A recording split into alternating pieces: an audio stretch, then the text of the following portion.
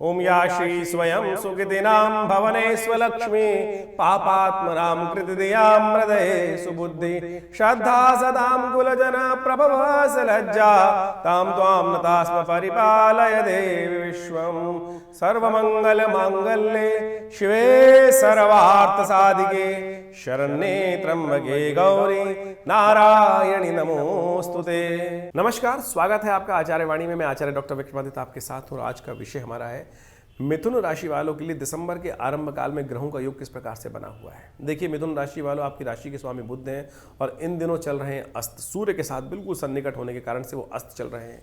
12 दिसंबर को जाके उदय होंगे और ये विश्व में उत्पाद मचाने के योग बनाएंगे।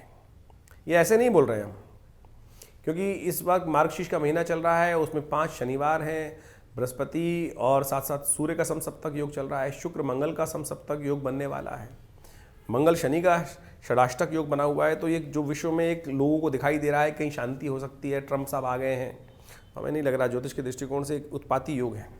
लेकिन कन्या, ये विशेष तौर पर मिथुन राशि वालों के लिए ग्रह नक्षत्र जिस प्रकार के बन रहे हैं उनको समझना चाहिए।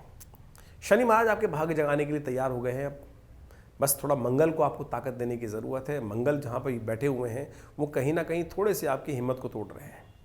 बृहस्पति को थोड़ी ताकत देने की ज़रूरत है। यदि सही दिशा आपने समझ ली तो आप अपने जो ग्रह हैं उनको ठीक कर लिया तो आप बहुत बढ़िया शनि का लाभ ले सकते हैं, क्योंकि शनि इन दिनों मार्गी होकर भाग्य में जाकर पूरी तरह से ताकत देकर बैठे और एक ही ग्रह यदि ठीक हो ना तो सब वारे न्यारे कर देता है। बस आपको दुविधा से हटना है। मिथुन राशि जो है वो दुविधा युक्त है और बृहस्पति बुध जो है वो वैसे ही अस्त है, तो सही दिशा नहीं मिल रही है। हम दिशा देने का आपको प्रयास करते हैं। इन दिनों खास योग बनने वाला है। एक महालक्ष्मी की आकांक्षा इस संसार में सबको है, और जब महालक्ष्मी कृपा नहीं होती है या महालक्ष्मी जीवन से दूर चली जाती हैं तो सब अभावग्रस्त हो जाते हैं। हमारी भारतीय संस्कृति में कथा आती है, सनातन पद्धति में देवी पुराण में कथा आई है कि एक बार इंद्र को भी महालक्ष्मी ने त्याग दिया, और महालक्ष्मी के त्यागने के कारण से कहा जाता है कि इंद्र श्री विहीन हो गए थे, स्वर्ग श्री विहीन हो गया था, निस्तेज हो गया था। फिर इंद्र ने क्या किया, वो एक योग बनने वाला है अभी, वो हम बताएंगे आपको इस कार्यक्रम के माध्यम से ही कि कैसे जो इंद्र ने प्रयोग किया। हमारे पुराणों में जो वर्णित कथाएं हैं वो केवल ऐसे नहीं कपोल कल्पित, सत्य हैं बिल्कुल। वो सिद्धांत हैं कि वो जिस जीवन में जब इंद्र जैसे भी महालक्ष्मी कृपा से वंचित हो सकते हैं तो मेरे और आपकी तो बिसात क्या है, तो हम कैसे उसको ठीक करें, तो उसके लिए भी रास्ता हम आपको इस कार्यक्रम के माध्यम से बताने वाले हैं। पहले हम आरंभ करते हैं 1 दिसंबर से। दिनों का क्या है योग है, तो 1 दिसंबर को रविवार का अवसर है, अमावस्या तिथि है, और साथ साथ उस दिन आपकी राशि के दृष्टिकोण से थोड़े से ग्रह जो हैं वो अच्छे भी हैं, थोड़े भारी भी हैं। बृहस्पति से दृष्ट होकर चंद्रमा आपके 6ठे भाव में विराजमान है, जो बहुत लाभ तो दे रहे हैं लेकिन कहीं ना कहीं कुछ चीज़ों को खराब भी कर रहे हैं। तो आपको ध्यान रखना पड़ेगा चीज़ों को ठीक करने के लिए। अमावस्या की तिथि है, तो ऐसे में अन्य किसी के स्वास्थ्य का ध्यान रखें, तो वो आपके लिए बहुत ज़रूरी है। और हो सके तो अमावस्या के दिन विशेष तौर पर जो योग है तो आप उसको लाभ लेने के लिए अपने पितरों के निमित्त तर्पण करें, पितरों के निमित्त ब्राह्मणों को भोजन कराएं, गौ ग्रास निकालें, उससे कष्ट दूर होंगे। 2 तारीख सोमवार का अवसर, शुक्ल पक्ष आरंभ हो रहा है, मार्गशीर्ष का प्रतिपदा तिथि है, ग्रह परिवर्तन की तरफ जाएंगे और ये परिवर्तन आपके लिए नई हिम्मत का योग बनाएगा। सुबह थोड़ा सा जो योग बनेगा वो आपके लिए जो बन रहा है थोड़ा सा आपके लिए स्वास्थ्य के मामले में भारी रहेगा। नज़ला इत्यादि थोड़े परेशान कर सकते हैं, थोड़ा ध्यान रखते हुए कार्य करने की ज़रूरत है। लेकिन मंगल की जो विशेष तौर पर के सामने शुक्र जो मकर राशि में प्रवेश करने वाले हैं वो आपके लिए दोपहर को करीब 11:56 पर, तो मिथुन राशि वालों आपकी राशि के दृष्टिकोण से ये जो परिवर्तन का योग बनने वाला है ये आपके लिए कई मामलों में लाभ दे सकता है। ऐसे में कुछ खास उपाय करने पड़ेंगे। किसी देवालय में जाकर जरी युक्त वक्त भगवान को अर्पित करने का प्रयास करें, इससे मंगल का और शुक्र का नेगेटिव प्रभाव जो है वो ठीक होने के योग बन जाएंगे। हो सके तो गौ के निमित्त, शुक्र अष्टम भाव में बहुत अच्छा नहीं कहा जा सकता। अष्टम भाव में क्या हुआ, शुक्र कई बार थोड़ी सी तनाव भी उत्पन्न करने की योग देता है। तो इन दिनों जिस प्रकार के योग बन रहे हैं तो कम से कम गौ के निमित्त हरा चारा, ज्वार इत्यादि खिलाना आपके लिए बड़ा अच्छा रहेगा। 3 तारीख के दिन मंगलवार का योग है और मंगल के साथ इस वक्त योग खराब चल ही रहा है, तो हनुमान जी का अवश्य स्तवन करने का प्रयास करें उससे आपके लिए, क्योंकि इन दिनों ग्रहों के योग जो है थोड़ा नज़ला इत्यादि सर्दी के प्रभाव जो है आपके स्वास्थ्य पर नेगेटिव प्रभाव दे सकते हैं। हिम्मत अच्छी है लेकिन ग्रह नक्षत्रों के दृष्टिकोण से तो अच्छा है कि हनुमान जी को ताकत देने के लिए मंगल के हनुमान जी के मंदिर में जाकर आप उनको माल्यार्पण करें, उनके लिए थोड़ा सा पूजन इत्यादि करें, वो आपके लिए अच्छा रहेगा। 4 तारीख के दिन बात करें, बुधवार का अवसर है, तृतीया तिथि है और ग्रह नक्षत्र को परिवर्तन का योग जो बनेगा वो आपके लिए कुछ ना कुछ नया रास्ता बनाने की स्थिति उत्पन्न करने की योग देगा। लेकिन मन और मस्तिष्क में थोड़ा बंधन आपको लगातार परेशान कर रहा है। विचार जो रहेगा थोड़ा सा बंधा बंधा रहेगा, खुल के काम करने में अगले दिन से दिक्कत आने वाली है। तो इसलिए जो मुख्य कार्य हो इसी दिन निपटाने का आपको प्रयास करना चाहिए। ये बहुत ज़रूरी है आपके लिए। आगे बहुत ज़्यादा लाभ होने की स्थिति बन सकती है, लेकिन विचार में कार्य नहीं कर पाओगे। मंगल नेगेटिव चल रहा है, तो इसी शुभ तिथि में जो कार्य कर सकते हो, जो 4 तारीख को वो करने का प्रयास करें। श्री गणेश का ध्यान करते हुए कार्य करना आपके लिए अच्छा रहेगा। 5 तारीख का अवसर बृहस्पतिवार की तिथि है और तिथि चतुर्थी है उस दिन, और भद्रा का योग बन रहा है जो करीब करीब दोपहर को 1:45 बजे तक रहेगी। तो नए कार्यों को आरंभ करने से इस काल तक बचना चाहिए। इसके साथ साथ ग्रह नक्षत्रों का जो परिवर्तन का योग बना है, लाभ तो होने वाला है, लेकिन आपके विचारों में थोड़ी द्वंद्वता दिखाई देती है। आपको समझ में थोड़ी दिक्कत आदि दिखाई दे रही है, तो थोड़ी सी बृहस्पति को ताकत देने का आपको प्रयास करना चाहिए। अच्छा होगा तो केसर का तिलक, पीली चीज़ों का दान करेंगे तो उससे आपको लाभ मिल सकता है। 6 तारीख का अवसर शुक्रवार उस दिन है पंचमी तिथि के साथ। पंचमी और शुक्रवार श्री पंचमी का योग बन रहा है, बहुत सुंदर। महालक्ष्मी का सुंदर कृपा प्राप्ति का योग। हमने कार्यक्रम के आरंभ में आपको एक बात बताई थी, कथा सुनाने का थोड़ा सार दिया था, कैसे कृपा प्राप्त कर सकते हैं। गजकेसरी योग का निर्माण है और ऐसे में सुंदर योग बन रहा है महालक्ष्मी कृपा प्राप्ति के लिए। अवश्य इस सार को समझें, इस कथा को समझें। देखिए, ग्रह एक तरफ और भगवती कृपा एक तरफ। हमारी संस्कृति वही है कि जा पर कृपा राम की हुई, ता पर कृपा करहीं सब कोई। इस दिन राम का विवाह भी हुआ था, जानकी जी के साथ भगवान राम का विवाह का ये सुंदर योग भी बन रहा है। तो ऐसे में उनका सुंदर स्तवन करें। नेगेटिव ग्रह सब आपके एक तरफ हो जाएंगे, पॉजिटिव रास्ता प्राप्त करने का योग बनेगा। कथा समझें क्या है। तो श्री पंचमी की अद्भुत कथा है, और इस बात तो श्री पंचमी बहुत सुंदर शुक्रवार के दिन पड़ रही है। श्री पंचमी मार्गशीर्ष मास के शुक्ल पक्ष की पंचमी को पड़ने वाली जो तिथि होती है उसको पंचमी कहा जाता है, श्री पंचमी कहा जाता है। और श्री पंचमी महालक्ष्मी को प्रसन्न करने का अद्भुत दिवस है। कहा जाता है कि इस संसार में महालक्ष्मी की आवश्यकता किसको नहीं है। और एक बार बड़ी विचित्र विडंबना भी है, जब महालक्ष्मी आ जाती हैं तो धीरे धीरे संसार के अंदर वो जिस घर में आ जाती हैं, धीरे धीरे कुछ समय बाद उनकी उपेक्षा भी शुरू हो जाती है। लोग ऐसे हो जाते हैं मदमस्त कि उनको फिर महालक्ष्मी की, पहले जब महालक्ष्मी खाली होती है जेब, तब तो लगता है कि महालक्ष्मी कृपा नहीं कर रही, लक्ष्मी है नहीं, पैसा नहीं है, पैसा नहीं है। और जब पैसा आ जाता है तो क्या होता है कि धर्मयुक्त कार्य भी बहुत सारे होने बंद हो जाते हैं। जो धर्मयुक्त कार्य कर पाए तो बहुत अच्छा है, सोचे अधर्म के कार्य शुरू हो जाते हैं और लोग उदासीन हो जाते हैं। जिस प्रकार से महालक्ष्मी के अभाव, जब बहुत ज़्यादा प्रचुर मात्रा में महालक्ष्मी आ जाती हैं, अच्छी मात्रा में आ जाती हैं, आप सोचें जिसके पास 10 रुपये नहीं तो उसके बाद 10 रुपये आ जाएं, तो फिर वो जब लगातार आने शुरू हो जाए, सोर्स आ जाए, तो फिर उसको लगता है कि भाई इतने तो आ ही रहे हैं, इतने आए। जब किसी को लाखों करोड़ों रुपये आ जाते हैं तो धीरे धीरे क्या होती है, धन के प्रति उपेक्षा शुरू हो जाती है। ये मानव फितरत है। ऐसा ही हुआ भारतीय संस्कृति में, कथा विद्यमान है सनातन के अंदर, कि एक बार जब संसार में अंदर प्रचुर मात्रा में महालक्ष्मी संसार में अपनी कृपा बरसा रही थी, देवताओं पर स्वर्ग में भी भगवती महालक्ष्मी का संसार में अद्भुत प्रभाव था। ऐसे में कहा जाता है कि महालक्ष्मी किसी कारण से उदास, जो संसार की उपेक्षा देखकर उपेक्षा होने लगी महालक्ष्मी का, लोग दुराचार गलत कार्यों में फंसने लगे, व्यभिचार करने लगे, गलत करने लगे। भगवती ने देखा कि बड़ी उपेक्षा हो रही है, धन से सुंदर कार्य हो नहीं रहे हैं। तो कहा जाता है महालक्ष्मी स्वर्ग को त्याग कर, इस संसार से हटकर श्री सागर, जो सागर के अंदर कहा जाता है प्रवेश कर गई। महालक्ष्मी की कथा मिलती है क्योंकि क्षीर सागर जो विशेष सागर का मंथन हुआ, सागर मंथन, उसमें से महालक्ष्मी निकली थी। कैसे प्रवेश किया उन्होंने स्वयं प्रवेश किया। संसार से उदासीन होने के बाद, संसार से उदासीन हो गई कि बिल्कुल आज धन का इतना दुरुपयोग लोग कर रहे हैं। और कहा जाता है कि जब संसार से महालक्ष्मी चली गई, समुद्र में प्रवेश कर गई, तो संसार जो था श्री विहीन हो गया, स्वर्ग भी श्री विहीन हो गया, देवता भी त्रस्त हो गए कि अब पैसा महालक्ष्मी कृपा नहीं है। श्री केवल लक्ष्मी नहीं है, श्री ऐश्वर्य भी है, श्री कीर्ति भी है, श्री शांति भी है। महालक्ष्मी जो है वो शांति का भी स्वरूप है, अन्न का भी स्वरूप है, समृद्धि का भी स्वरूप है, मन की शांति का भी स्वरूप है। कई प्रकार से वो जब श्री भगवती जाके समुद्र में प्रवेश कर गई तो सब बड़े त्रस्त हुए, परेशान हुए। कहा जाता है कि ऐसे समय में विशेष तौर पर देवगुरु बृहस्पति जी ने वहाँ इंद्र को कहा कि आप महालक्ष्मी की आराधना करें।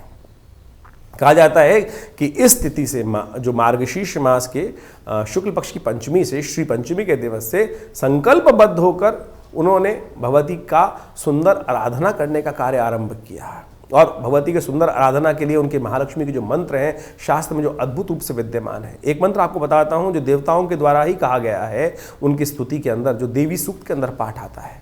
या देवी सर्वभूतेषु लक्ष्मी रूपेण संस्था नमस्तस्यै नमस्तस्यै नमस्तस्यै नमो नमः। ये महालक्ष्मी का जो मंत्र है ये देवताओं ने कहा है। देवी विशेष तौर पर दुर्गा सप्तशती यदि आप पढ़ेंगे तो उसके अंदर पंचम अध्याय में देवताओं के द्वारा जब भगवती की स्तुति की गई है तो उसके अंदर ये मंत्र आया है, या देवी सर्वभूतेषु लक्ष्मी रूपेण संस्थिता नमस्तस्यै नमस्तस्यै नमस्तस्यै नमो नमः। और जब देवताओं ने महाराज इंद्र ने स्वयं प्रार्थना करी तो कहा जाता है कि बसंत पंचमी के दिन भी श्री पंचमी पड़ती है, उस दिन महालक्ष्मी की कृपा का सुंदर योग बना। और उस दिन कई शास्त्रों में ऐसा भी विद्यमान है कि जयंती के रूप में भी श्री पंचमी, लोग बसंत पंचमी को केवल सरस्वती पूजा करके ही निपटा लेते हैं, श्री पंचमी भी है उस दिन। और शास्त्र के अंदर कई कथाओं में विद्यमान है कि महालक्ष्मी का प्राकट्य समुद्र मंथन से जब हुआ वर्षों बाद, तब उसी दिन भगवती ने इस संसार में पुनः आकर महालक्ष्मी का जो सुख था लोगों को प्राप्त होना योग बना। इंद्र भी उसी यज्ञ के प्रताप से, उसी मंत्र के प्रताप से। हमने देखा कि ऐसे में महालक्ष्मी को प्रसन्न करने के लिए ये मंत्र तो हमने बताया है, तो आप अवश्य करने का प्रयास करें। भगवती का एक मंत्र है, सर्वा बाधा विनिर्मुक्तो धनधान्य सुधान्विता मनुष्यो मत प्रसादेन भविष्यति न संशय। ये दुर्गा सप्तशती का स्वयं मंत्र है। भगवती स्वयं कह रही हैं इसके अंदर कि इस मंत्र का जो जप करते हैं, जो मेरा आराधना करते हैं, उनके जीवन में सुख समृद्धि संतान सब प्रकार के धन धान्य का ऐश्वर्य का प्राप्ति निश्चित हो जाती है, इसमें कोई संशय नहीं है। ये स्वयं भगवती के 12वें अध्याय में मुख से कहा गया मंत्र है। हमने ऐसा देखा कि विभिन्न प्रकार की समस्याओं को दूर करने के लिए श्री सूक्त के मंत्र हैं। और यदि आप इस शुभ योग से महालक्ष्मी के इस जो हमने बताया श्री पंचमी का योग जो है, इससे भगवती महालक्ष्मी की आराधना के समय श्री सूक्त का पाठ करते हैं तो अद्भुत मानिए, सत्य मानिए कि भगवती महालक्ष्मी कृपा प्राप्ति के अद्भुत योग बन जाएंगे। या तो घी से, चंदन चूरे से, या खास तौर पर विभिन्न सामग्रियों से जो भगवती महालक्ष्मी की सामग्री मखाने इत्यादि से, कमल के पुष्पों से, कमल गट्टों से, इन सब सामग्रियों का निर्माण कर कर गूगल इत्यादि को मिलाकर अष्टगंध इत्यादि अगर तगर नागर मोथा बाल छड़छाड़ छबीला इत्यादि सामग्री से युक्त सामग्री से विशेष तौर पर भगवती महालक्ष्मी का यदि यज्ञ किया जाए, जो हमारे यहाँ आरंभ कर रहे हैं हम पूरी तरह से इसी दिन से बड़े अनुष्ठान के रूप में, आप भी इसमें सम्मिलित हो सकते हैं। उसमें श्री सूक्त का विशेष पाठ रहेगा जो महालक्ष्मी की अद्भुत प्रार्थना है, जो महर्षि भृगु के द्वारा बनाए गए हैं। वो मंत्र इस प्रकार से हैं, मैं कुछ मंत्र आपको सुनाता हूँ। ओम हिरण्यवर्णाम हरणीम सुवर्ण रजत्स्रजाम चंद्राम हिरण्यमयीं लक्ष्मीं जातवेदो मावह ताम आव जातवेदो लक्ष्मीं मनभगामिनीं यस्यां हिरण्यं विन्देयं गामश्वं पुरुषानहम् अश्वपूर्वां रतमध्याम् अस्तिनाद प्रमोदनीं शं देवीं उपवै श्रीमादेवी दुखदाम। ये अद्भुत मंत्र है। महालक्ष्मी के 16 मंत्रों में से 3 मंत्र मैंने आपके समक्ष यहाँ उपस्थित किए हमने। तो आप यदि इन मंत्रों का नित्य प्रति स्तवन करते हुए यदि यज्ञ भगवती का इस दिन से आरंभ करेंगे, सुंदर षोडशोपचार पूजन करेंगे, तो कहा जाता है महालक्ष्मी कृपा अद्भुत होती है। देवराज इंद्र ने स्वयं करी, शास्त्र प्रमाणित है इसका। तो इसमें तो हमारे देवता भी, ये नहीं है कि देवता कि हमेशा एक ही चीज़ में चलेंगे, यदि वो गलत करेंगे तो वो भी कष्ट में फंसे हैं और उनसे उनके निवृत्ति के मार्ग भी जिस प्रकार से बने हैं, तो हम भी मनुष्य हैं, उनका अनुसरण करते हैं। तो जीवन में कष्ट है तो उस निवृत्ति का रास्ता ये बताया गया है शास्त्र में। यदि आप इस दिन से आरंभ कर कर लगातार बसंत पंचमी तक ये पाठ करें तो हमने ऐसा देखा, जिसने किया उस पर कृपा, विश्वास रखने की आवश्यकता है। विवेकानंद योगाश्रम में भी इसके ऊपर बड़ा अनुष्ठान किया जा रहा है, आप भी इसमें सम्मिलित हो सकते हैं और समय समय पर उसके बारे में डिटेल जानने के लिए फ़ोन पर संपर्क साध सकते हैं। तो मिथुन राशि वालों, आपने समझा कि महालक्ष्मी कृपा प्राप्त करने के लिए कैसी अद्भुत शास्त्र में, विधान शास्त्र में विद्याएँ वर्णित हैं। ये विद्याएँ ही हैं और जो हमने सिद्धांत दिया है, बिल्कुल जिनको भी बताया है, जिन्होंने किया, हमने स्वयं किया, महालक्ष्मी कृपा प्राप्ति के योग बने। तो आप भी कर सकते हैं, आपके जीवन के कष्ट भी दूर होने के योग बनेंगे। 7 तारीख शनिवार का अवसर, षष्ठी तिथि विद्यमान है और बड़ी इंपॉर्टेंट तिथि है। ग्रह नक्षत्रों के दृष्टिकोण से समझें, जो ग्रह परिवर्तन कर योग बना रहे हैं, चंद्रमा शनि के साथ युक्त होकर भाग्य में विराजमान हो गए हैं और ये आपके अंदर सरलता का उदय कर रहे हैं और सही मार्ग दिखा रहे हैं आपके लिए। और इस सही मार्ग पर यदि चलोगे तो बिल्कुल लाभ के योग बन सकते हैं।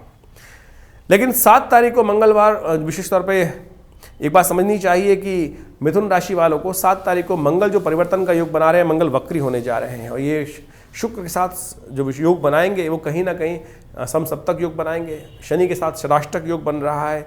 ये विशेष तौर पर आपकी राशि के दृष्टिकोण से आपके लिए धन संचय करने का रास्ता खुलते दिखाई देंगे। ये आपके लिए नेगेटिव नहीं है, पॉजिटिव ही है। तो इसका ये सही रूप से लाभ लेने का आपको प्रयास करना चाहिए। एक उपाय हम आपको बताते हैं।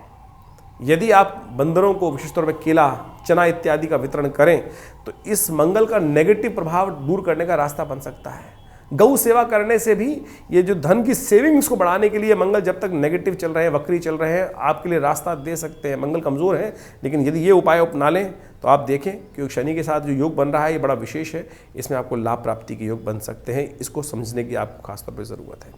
8 तारीख यदि हम बात करें, रविवार का अवसर, सप्तमी तिथि है। उस दिन भद्रा का योग भी विद्यमान है, जो करीब करीब 9:44 से लेकर रात्रि में 8:30 बजे तक रहेगा।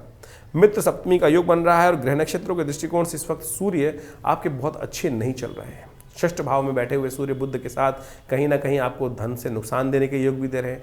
स्वास्थ्य के मामले में भी कमजोरी देने के योग दे रहे हैं। मस्कुलर थोड़ी सी डिस्टर्बेंस, वीकनेस देने के योग दे रहे हैं। तो ऐसे में सूर्य को थोड़ा ताकत देने का प्रयास कीजिए। घी का दान करें, हो सके तो सूर्य को सुगंधित द्रव्य डालकर अर्घ देने का प्रयास करें। नित्य प्रति ये सूर्य को अर्घ देने से आपके लिए लाभ के रास्ते खुलेंगे, कष्ट को दूर करने का योग बन सकता है। 9 तारीख सोमवार का अवसर, अष्टमी नवमी का योग। दिल्ली के पंचांग के अनुसार से नवमी क्षय है, तो नए कार्यों को आरंभ करने से बचना चाहिए। ग्रह परिवर्तन करके चंद्रमा के साथ राहु के साथ विराजमान हो गए आपके दशम भाव में, और ये आपके कर्म के अनुसार से लाभ देने की स्थिति को उत्पन्न कर रहे हैं। मंगल नेगेटिव चल रहे हैं, थोड़े मंगल को ताकत देने का प्रयास कीजिए। सोमवार का अवसर है, इसमें कोशिश करें हनुमान चालीसा का नित्य प्रति पाठ करें, ये आपके लिए अच्छा रहेगा। 10 तारीख मंगलवार का अवसर, दशमी तिथि, सर्वार्थ सिद्ध योग है और मंगलवार के दिन ये योग बन रहा है आपकी राशि के दृष्टिकोण से। और यदि हम बात करें ग्रह नक्षत्रों के दृष्टिकोण से, तो आपके लिए कर्म के अनुसार से सफलता प्राप्ति के योग बन रहे हैं। बस ध्यान ये रखना है, कर्म से कुताही नहीं बरतनी है, कर्म से भागना नहीं है। जितना करोगे उतना पालोगे, ये साफ साफ ग्रह नक्षत्र दिखा रहे हैं, तो ध्यान रखते हुए कार्य करें। तो इस प्रकार से आपने ग्रहों का योगा योग किस प्रकार से आपकी कुंडली में बन रहा है, आपकी राशि के अनुसार से बन रहा है, वो आपने समझने का प्रयास किया। दिन पर दिन ग्रहों की परिस्थिति जो बदलती है, ग्रहों की स्थिति जो बदलती है, नक्षत्रों पे उनका योगा योग जिस प्रकार का बनता है, और साथ साथ आपस में ग्रहों का परस्पर योग जो बनता है, उसके कारण से, उसके अनुसार से हमारे जीवन में उसका प्रभाव उत्पन्न होता है।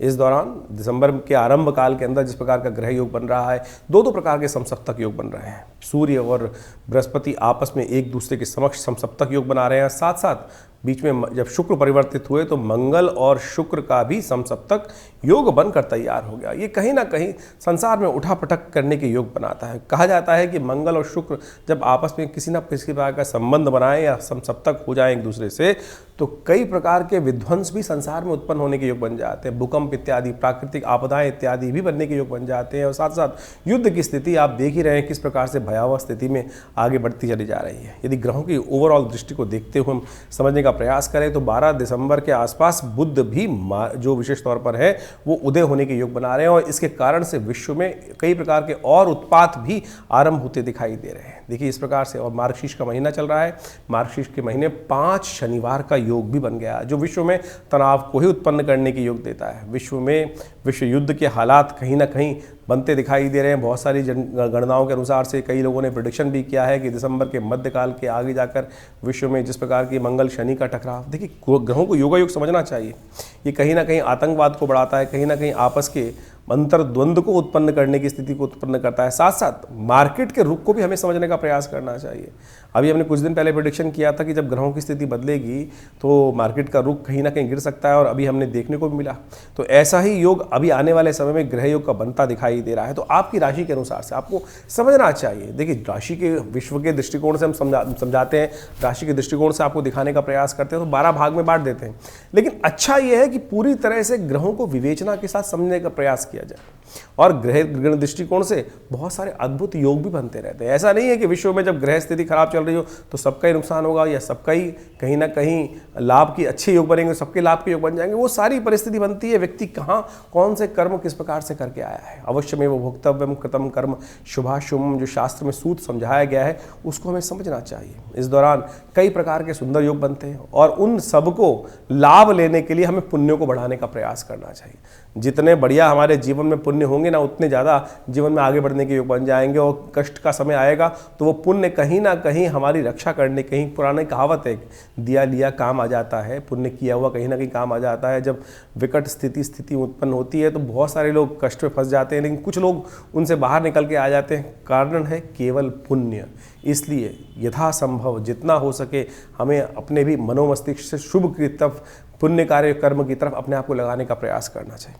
अब एक बात समझें, आपकी जीवन में कैसे समझें कि पुण्य है। एक आप कोई ऐसा टैंक तो है नहीं जैसे गाड़ी के अंदर मीटर लगा होता है कि फ्यूल कितना है आपकी गाड़ी के अंदर। तो यदि हम जीवन में कैसे समझें कि हमारे पुण्य बढ़ रहे हैं या कष्ट या कहीं ना कहीं पुण्यों का अकाउंट कम हो रहा है। जब जीवन में जो आनंद है, सुख है, वो कहीं ना कहीं कम होने लगे, तब समझ लेना चाहिए कि कहीं ना कहीं पुण्यों का अकाउंट कम होता चला जा रहा है।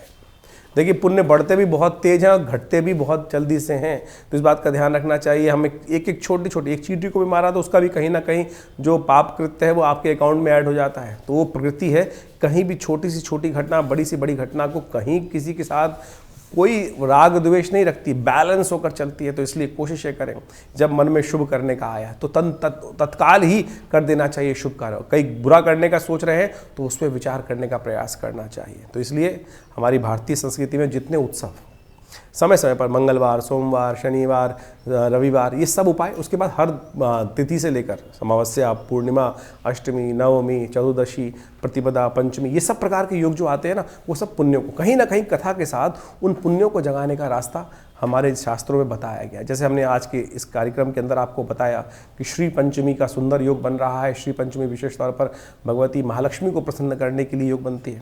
कहा जाता है कि देवताओं की, जैसे कथा आपने सुनी कि देवताओं के जीवन में भी कष्ट आ गया, भगवती महालक्ष्मी उनको त्याग कर समुद्र में प्रवेश कर गई। और जब मार्गशीर्ष के महीने में देवताओं ने देखा कि हम श्री विहीन हो चुके हैं, तब देवता इंद्र ने स्वयं भगवती महालक्ष्मी का यज्ञ किया, व्रत किया। और मार्गशीर्ष से आरंभ होकर जब तक वो बसंत पंचमी तक यज्ञ चल के भगवती बसंत पंचमी के दिन भगवती का सुंदर जिस प्रकार से उनका लाभ मिला, जीवन में कष्ट दूर होने के योग बने। तो ऐसा कहा जाता है कि अवश्य कहीं भी जो कर्म है, कर्म प्रधान विश्व रचि राखा। चाहे देवता है, चाहे पुण्य है, चाहे कोई भी कर्म प्रधान है। इसलिए कष्टों को निवृत्त करने के लिए, कष्ट से दुखी होने की जरूरत नहीं है, कष्ट से निवृत्ति के लिए शुभ कर्म करने की जरूरत है। चाहे वो प्रैक्टिकल कर लीजिए, जैसे आप मेहनत करते हैं, या वो परमात्मा की आराधना कर लीजिए, मंत्र जप कर लीजिए, या विभिन्न उपाय जो लोग अंगूठी पहनते हैं, कई प्रकार की और चीज़ भी बताते हैं, वो सब कहीं ना कहीं उपाय हैं, लेकिन सत्य होना चाहिए, सही रूप में होना चाहिए। अब हमको समझ में ये नहीं आता है संसार की विचित्र विडंबना के अंदर सही मार्ग कौन सा है। आप किसी डॉक्टर के पास गए और डॉक्टर ने जाके दवाई लिखी, डॉक्टर ने तो एनालाइज करके बता दिया कि डॉक्टर दवाई ले लो। अब आप केमिस्ट के पास गए उस दवाई लेने के लिए, उसने वो नकली दवाई दे दी। तो वो नकली दवाई जो है वो काम तो करेगी नहीं, तो बीमारी ठीक होगी कैसे। तो यही समस्या है, अगर आप नग पहन लेते हैं और नग पता नहीं सत्य है कि नहीं है। तो इसलिए हम कोशिश करते हैं कि आप स्वयं मंत्र जप करके छोटे छोटे उपाय, जो हम इस कार्यक्रम के माध्यम से, वैदिक ज्योतिष क्या है इसको समझना पड़ेगा। ज्योतिष की कई शास्त्र शाखाएं हैं, हम टोटकों में फंस गए, आजकल छोटे छोटे टोटकों में लग जाते हैं। कोई कुछ, आज की सोशल मीडिया का ज़माना है, सबके सब महाविद्वान बुद्धिजीवी इकट्ठे हो गए हैं और आपके सोशल मीडिया पे बैठकर ऐसी ऐसी भ्रांतियां लोगों के मनोमस्तिष्क में उत्पन्न कर देते हैं। अभी कुछ दिन पहले एक आरती के संबंध में ऐसी भ्रांति उत्पन्न करने का प्रयास किया कि देवताओं की जो हम आरती करते हैं, महालक्ष्मी की आरती नहीं करनी चाहिए। अरे भैया, आरती आरंभ है पूजा का, आरती स्वागत है महालक्ष्मी का। आरती विशेष तौर पर शास्त्र के अंदर जो षोडशोपचार, पंचोपचार, अनेक प्रकार की पूजाएं हैं, उसके अंदर एक अभिन्न अंग है। लेकिन तथाकथित तौर पर कुछ लोग ऐसी भ्रांति उत्पन्न करने का प्रयास करते हैं और बेचारे सीधे साधे जनता जो है वो भ्रमित हो जाती है। तो हम आपको तमाम चीज़ों को सही रूप से बताने का प्रयास कर रहे हैं। हम बता रहे थे ना कि पत्थर पहनने का एक उपाय शुरू हो गया लोगों ने। दुनिया में इतने पत्थर बिके जा रहे हैं, इतने पत्थर बिके जा रहे हैं, इतने पत्थर तो निकलते भी नहीं होंगे। कभी किसी खान से कभी आपने देखा है कि बोरियां ट्रंक भर भर के पत्थर निकल रहे हैं। अरे विरले पत्थर निकलते हैं, और विरले पत्थरों की कीमत जो होती है वो अरबों लाखों रुपए से ऊपर होती है। और आज पन्ने के नाम पे, मोती के नाम पे, हीरे के नाम पर और माणिक्यों के नाम पर, जिस प्रकार से एक पुखराज इत्यादि के नाम पर धंधा शुरू हो गया है, मैं शब्द का उच्चारण कर रहा हूँ, बहुत दुखद है। तो आप कोशिश ये करें, उसके जो सरल उपाय हैं वो करने का प्रयास कीजिए। सत्य है, बिल्कुल मेहनत से जितना किए करोगे, जो इस कार्य के माध्यम से हमने आपको जोड़ने का प्रयास किया है, उनको करने का प्रयास करिए। इंद्र ने भी तो किया महालक्ष्मी को प्रसन्न करने के लिए। उसने कब हीरा पहन लिया, उसने कब कुछ और उपाय किया, उसने व्रत किया। शास्त्र में देवी पुराण के अंदर इसका पूरा आख्यान उपस्थित है। मार्गशीर्ष महीने के पंचमी, शुक्ल पक्ष की पंचमी के दिन से इंद्र ने श्री पंचमी के दिन भगवती महालक्ष्मी को प्रसन्न करने के लिए व्रत किया, श्री सूक्त का पाठ किया। वो जो है वो अद्भुत है, सत्य माने, और वो समस्त मनोग्रोथों को सिद्ध करने वाला है। हमारे आश्रम पर भी ये कार्यक्रम नित्य प्रति चलते ही है। महालक्ष्मी का यज्ञ भी नित्य प्रति चलता है, आप भी उसमें सम्मिलित हो सकते हैं। हर रविवार को विशेष कार्यक्रम की व्यवस्था रहती है, जो यज्ञ आदि इत्यादि होते हैं उसमें आप स्वयं सम्मिलित हो सकते हैं। और ये जो महालक्ष्मी का यज्ञ है ये अभी श्री पंचमी से लेकर बसंत पंचमी तक चलेगा। ऐसे में जिन जिन को भगवती महालक्ष्मी कृपा चाहिए वो नोट कर लीजिए। साल में कुछ दिन के लिए मुहूर्त बनता है ये, तो इस श्री पंचमी से मार्गशीर्ष शुक्ल पक्ष की पंचमी से लेकर बसंत पंचमी तक नित्य प्रति श्री सूक्त का पाठ करना शुरू कर दीजिए। देखिएगा विदिन कुछ ही दिनों में आप देखेंगे महालक्ष्मी की कृपा से समस्त कष्टों का निवारण करने के बाद रास्ते बने हैं। तो आप इन तमाम उपायों को जो शास्त्र में वर्णित है सही रूप से करने का प्रयास कीजिए। देखिए मनोकामना सिद्धि के योग बनेंगे। हमारे विवेकानंद योगाश्रम में इस प्रकार का बहुत अद्भुत प्रकार से हजारों लोगों पर शोध करके, स्वयं के ऊपर शोध करके हमने समस्त उपाय जो शास्त्र में वर्णित हैं वो देखे। कृपा होती है, कष्ट दूर होते हैं, तो इन सबको करने का आप प्रयास करना चाहिए। जो भी आपके मन में प्रश्न चल रहे हो चिंता ना करें, हमने इस कार्यक्रम के माध्यम से बहुत सारी व्यवस्थाएं करी हैं। वैसे तो रविवार को हम स्वयं मिलते हैं विवेकानंद योग आश्रम दिल्ली में, खुद जमुना पार में जो आश्रम है विवेकानंद योग आश्रम में, यज्ञ के बाद हम बैठते हैं वहीं पर। आप जो भी प्रश्न करेंगे उनके निदान अवश्य, जो मानसिक मन में जो प्रश्न चल रहे हैं उनको निदान आप बिल्कुल निःशुल्क प्राप्त कर सकते हैं, बिल्कुल निःशुल्क। रविवार के दिन एक व्यवस्था है, लेकिन उसके बाद यदि चाहते हैं तो फिर अपॉइंटमेंट्स होती हैं, वो अपॉइंटमेंट लेकर आप मिल सकते हैं। एक और भ्रांति लोगों में चल रही है, बहुत सारे लोगों को हमारे पास कई बार फ़ोन आता है कि किसी व्यक्ति से उनकी बात हुई और उसने मेरे नाम से, हमारे नाम से आपसे बात करने का प्रयास किया, या किसी प्रकार का कोई शुल्क, हमारी अपॉइंटमेंट फ़ीस जरूर होती है, वो आप अपॉइंटमेंट फ़ीस हमारे जो नंबर्स आपके सामने स्क्रीन पे चल रहे हैं उन्हीं पर बात करके ले सकते हैं। लेकिन इसके अलावा यदि कोई हमसे हमारे नाम से आपसे बात कर रहा है तो हम उसकी जिम्मेदारी नहीं ले सकते हैं। तो इसलिए इतना आपको ध्यान रखना पड़ेगा। बहुत सारे लोग आज समाज में हैं जो कई प्रकार से फ्रॉड करने का प्रयास कर रहे हैं। हम आपको अवगत कराने का इस चैनल के, अपने चैनल के माध्यम से आपको समक्ष रख रहे हैं। दिल्ली में विवेकानंद योग आश्रम हमारा एक ही आश्रम है दिल्ली में, या फिर तो इसलिए इसके अलावा भारत में कोई हमारा आश्रम नहीं है। बहुत सारे लोग हमारे अलग अलग नाम से, बहुत सा कई बार हमारे को सपना आते हैं मैसेजेस कि हमने यहाँ पर वहाँ पर कई प्रकार की जगहों पे, लेकिन हमारा कहीं कोई और आश्रम नहीं है। दिल्ली में ही विवेकानंद योग आश्रम है जमुना पार में। आप किसी भी समस्या का निदान चाहें तो आश्रम पर आकर स्वयं मिल सकते हैं। और हमारे आश्रम की तरफ से कोई शुल्क किसी प्रकार का, हाँ कंसल्टेंसी शुल्क जरूर होता है, क्योंकि जन्मपत्री इत्यादि जो दिखनी है उसका शुल्क आश्रम की तरफ से रखा गया है। वो आप इन फ़ोन नंबर्स पे मांग कर आप व्यवस्था समझ सकते हैं। और सादर विभिन्न कार्यक्रमों में आश्रम में आप आमंत्रित हैं। आइए विवेकानंद योगाश्रम में यज्ञ में भाग लें, माँ भगवती का सुंदर दर्शन करें। एक बहुत बड़ा हॉस्पिटल है योग प्राकृतिक चिकित्सा आयुर्वेद का जो हम चलाते हैं, 100 बेड का हॉस्पिटल है। बहुत सारे लोग आके उसमें अद्भुत प्रकार से स्वास्थ्य का लाभ भी ले रहे हैं। आप भी जुड़ सकते हैं हमारे साथ। धन्यवाद, नमस्कार।